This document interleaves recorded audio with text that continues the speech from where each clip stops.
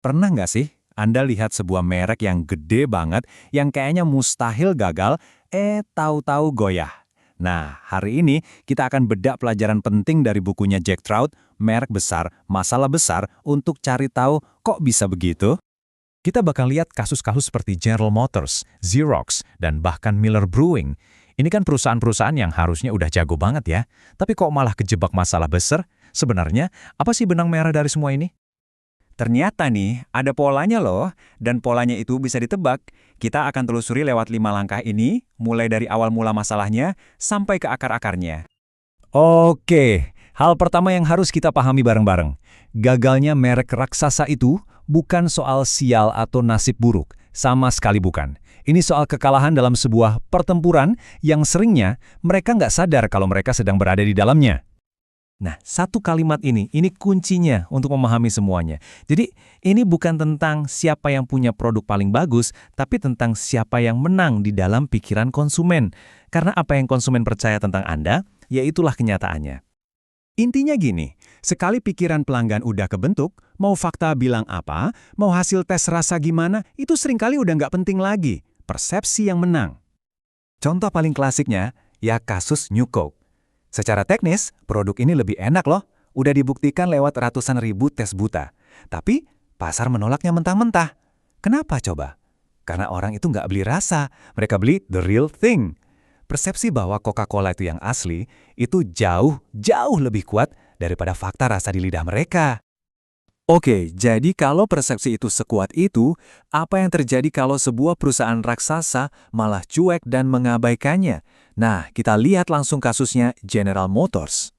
Dulu, General Motors ini gila-gilaan menguasai lebih dari setengah pasar mobil di Amerika. Tapi lihat deh apa yang terjadi.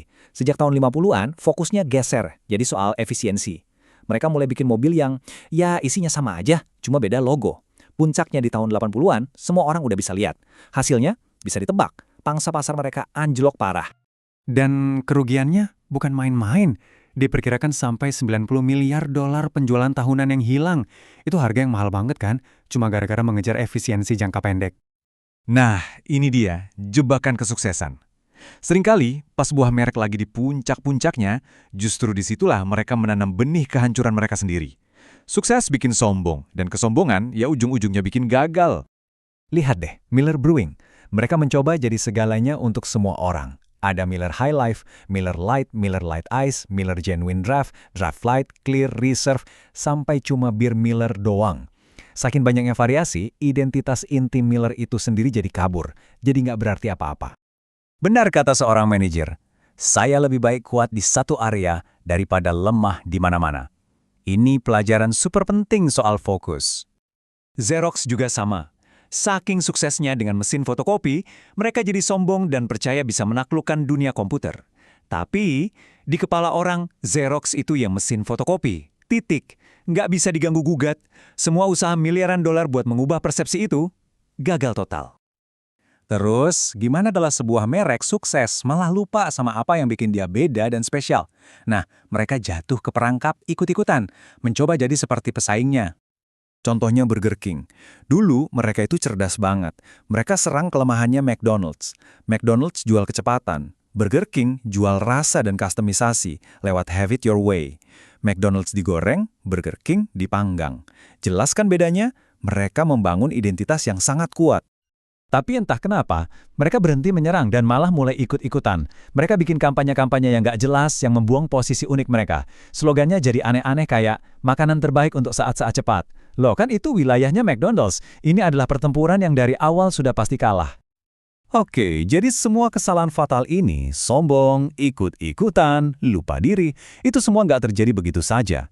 Ada sumbernya. Dan sumbernya, ya dimulai dan diakhiri di satu tempat.